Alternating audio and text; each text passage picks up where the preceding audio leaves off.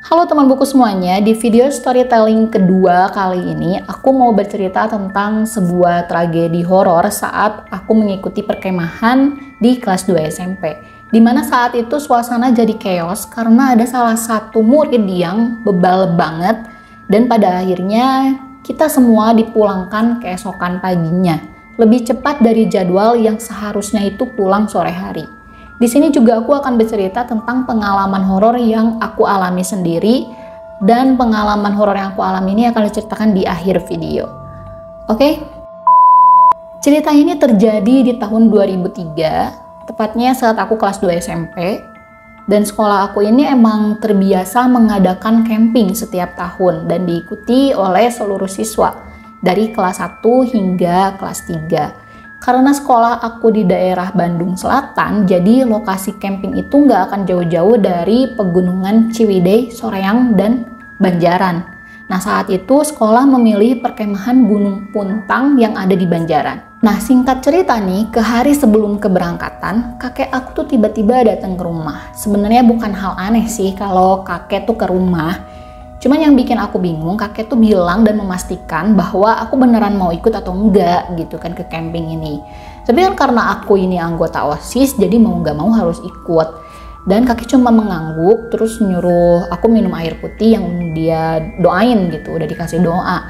Katanya jaga omongan, harus sopan, jangan lupa permisi. Jujur aku awalnya tuh nggak ngerti sih dan ngerasa aneh juga kenapa kakek tuh ngasih wejangan kayak gini terus sampai aku tuh dikasih air putih yang udah didoain gitu. Tapi ya udah aku coba ikutin aja. Nah kita masuk ke waktu keberangkatan.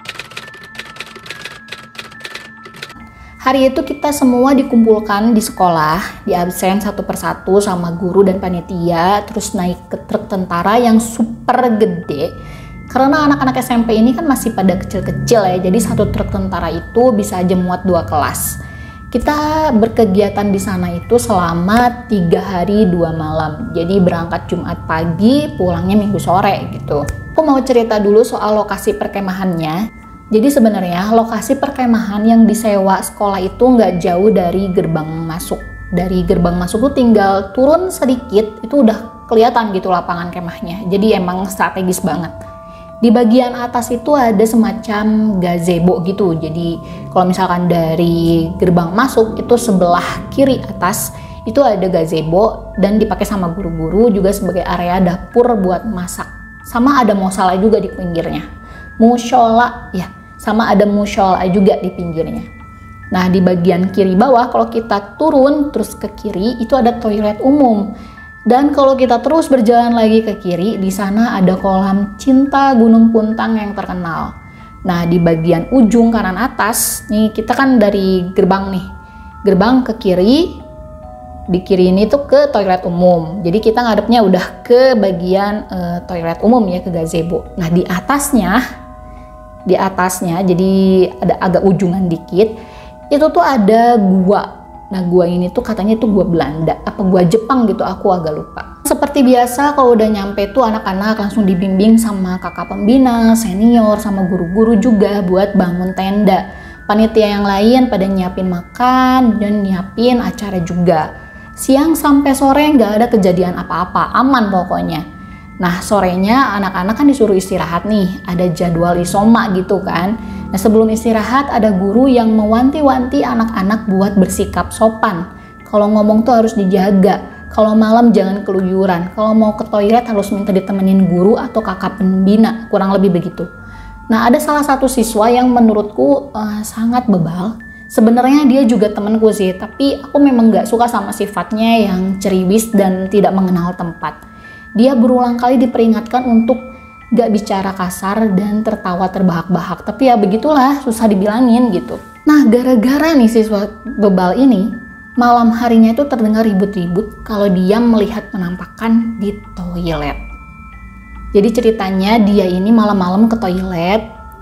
Dan ya seperti biasa namanya anak yang aktif banget dan ceriwis tuh mungkin berisik kali ya di toilet dan dia ngeliat penampakan gitu di toilet. Nah itu malam pertamanya, jadi kayak malam pertama tuh kayak cuman ngeliat penampakan aja gitu kan ya. Nah di hari kedua ya seperti biasalah kegiatan diisi dengan kegiatan yang menyenangkan kayak senam pagi, terus games dan lain-lain. Tapi malamnya biasalah kalau misalkan di perkemahan itu setiap malam terakhir itu pasti ada jurit malam dan berakhir dengan mengelilingi api unggun terus nyanyi kayak perpisahan gitu. Aku agak lupa judulnya, pokoknya gitulah ya. Dan aku yang pada saat itu merupakan panitia juga karena anggota OSIS diminta untuk menemani salah satu guru bersama ketua OSIS untuk memeriksa jalan yang akan dilalui untuk kegiatan jurit malam. Ngerti gak sih? Jadi itu masih siang nih.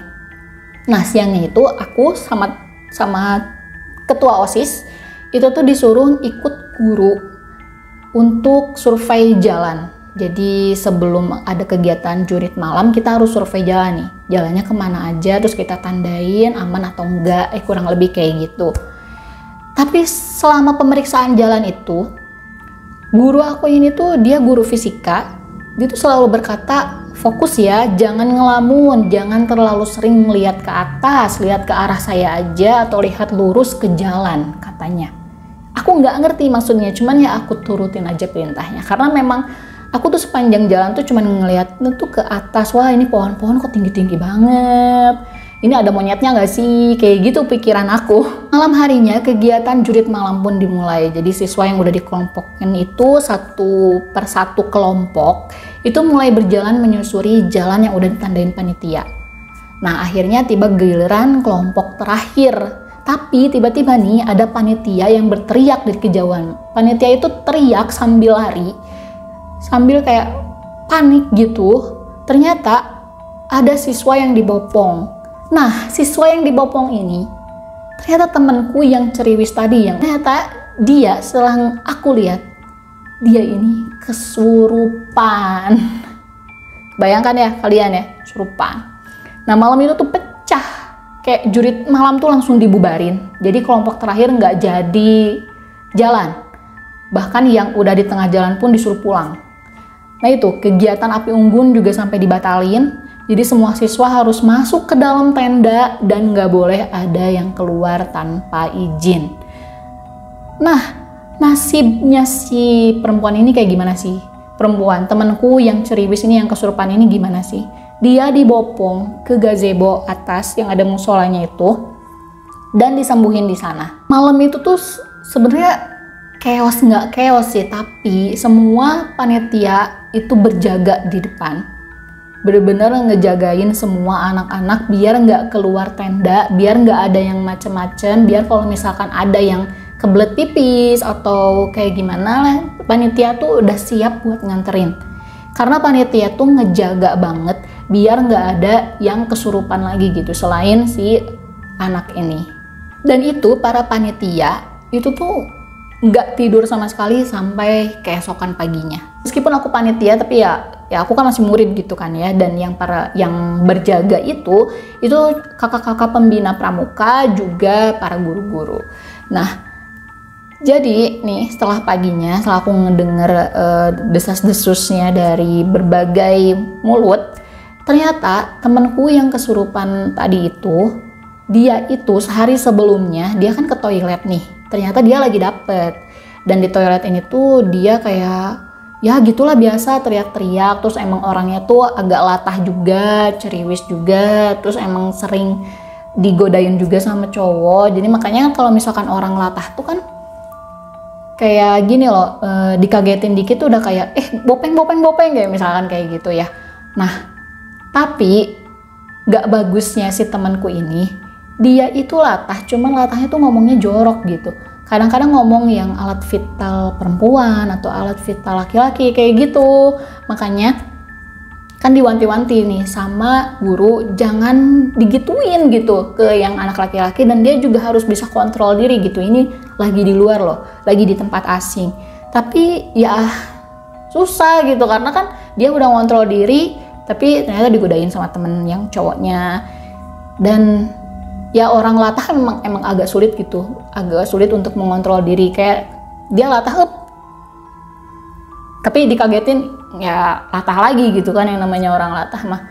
Nah dari situ tuh di toilet dia itu ngelihat Mrs. K di atas, dia ngeliatin dia kayak gitu, merinding gitu. Dan katanya dia tuh diikutin sepanjang malam itu sampai keesokan paginya, sampai ke malamnya dia jurit malam dan akhirnya kesurupan. Cuman untungnya berhasil disembuhin dan gak ada kejadian kesurupan lagi. Nah, jadi ceritanya sampai di situ dan kita dipulangin itu keesokan paginya. Yang awalnya tuh keesokan paginya tuh pasti ada kegiatan lain lagi kayak olahraga bersama, terus makan pagi bersama, dan kegiatan lainnya lah sampai sore baru waktunya pulang. Tapi karena ada kejadian ini akhirnya dipulangkan semuanya. Nah, sekarang aku akan cerita tentang kejadian horor yang aku alamin sendiri. Kembali ke peristiwa malam dia kesurupan. Jadi kita semua kan ada di tenda nih, semuanya di tenda. Nah, si aku juga ada temanku, jadi satu tenda itu kurang lebih ada 4 orang, 4-5 orang. Aku juga agak lupa inget. Cuman yang paling aku inget adalah ketika itu teman aku ini kebelet pipis. Teman-teman lainnya tuh udah pada tidur dan ya nggak ada yang mau nganterin karena udah pada tidur ngantuk gitu kan. Cuman aku yang kebangun dan yaudah ayo deh aku anterin gitu. Jadi aku keluar buat nganterin dia. Cuman pas keluar tuh kan ada kakak pembina dan guru-guru nih. Jadi si temen aku ini keluar dianterin kakak pembina sama guru-guru. Aku nungguin di luar tenda. Karena ya aku nggak bisa tidur gitu. Jadi pas kebangun tuh aku nggak bisa tidur lagi.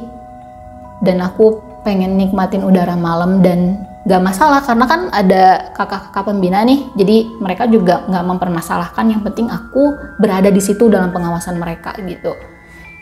Nah, pada saat itu aku tuh iseng ngeliat ke belakang tenda. Nah, di belakang tenda ini ada siluet batu besar di samping pohon, dan di belakang pohon ini tuh ada jurang yang dangkal. Dan di siluet batu besar itu aku melihat batu kecil berwarna merah menyala. Bagus banget. Aku tuh kayak ngedeketin perlahan dan pelan dan bermaksud buat ngambil batu kecil itu. Jadi sebenarnya agak cukup lama sih aku merhatiin batu kecil itu dan kurang lebih mungkin sekitar 2 menit. 2 menit aja itu udah lama kan ya. Aku perhatiin dan itu tuh hampir aja aku mau ngambil, itu aku dipanggil di belakang. Dan dipanggilnya sama siapa? Sama guru fisika aku yang tadi siang pada saat survei jalan itu dia yang ngewanti-wanti aku buat nggak tungak tengok ke atas, ke bawah, dan ke sekitarnya. Pokoknya mah aku harus ngeliatin dia dan ngeliatin lurus ke jalan itu. Ya, si guru itu.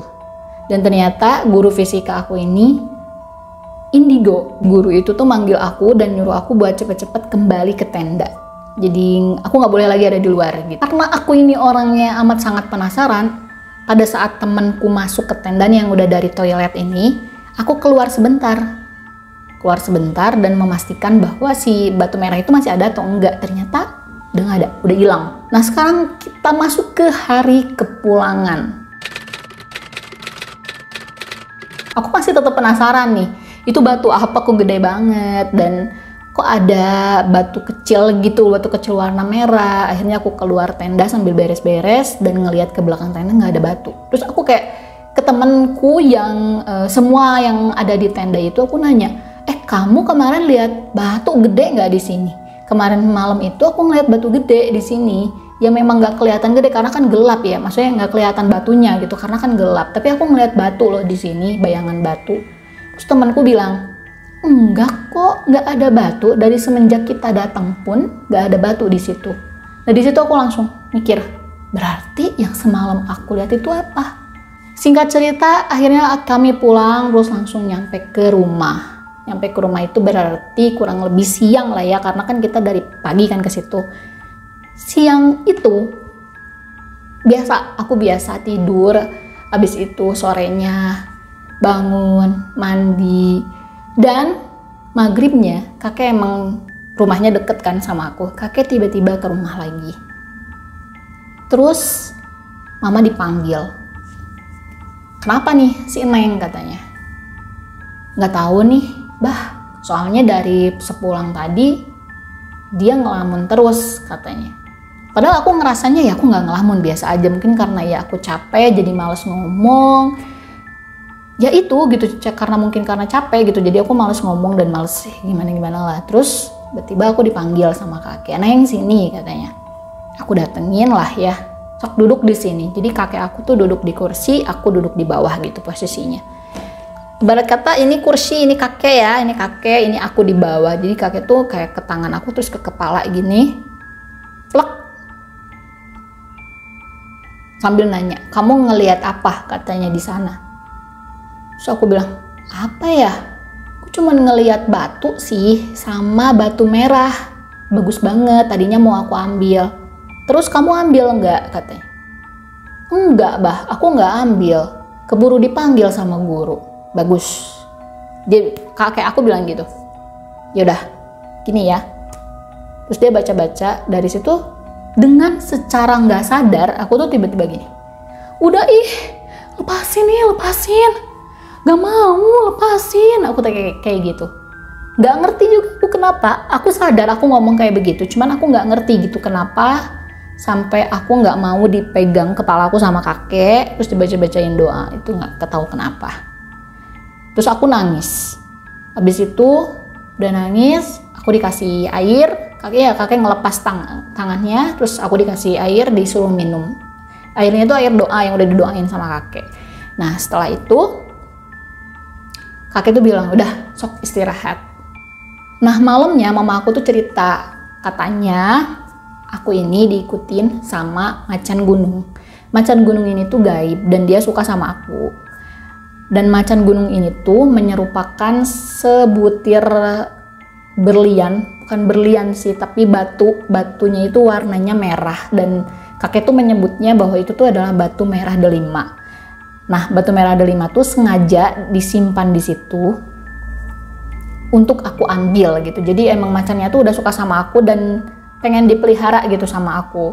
Makanya aku disuruh ngambil itu gitu. Cuman karena udah ketolong sama guru aku yang indigo ini, aku nggak jadi ngambil.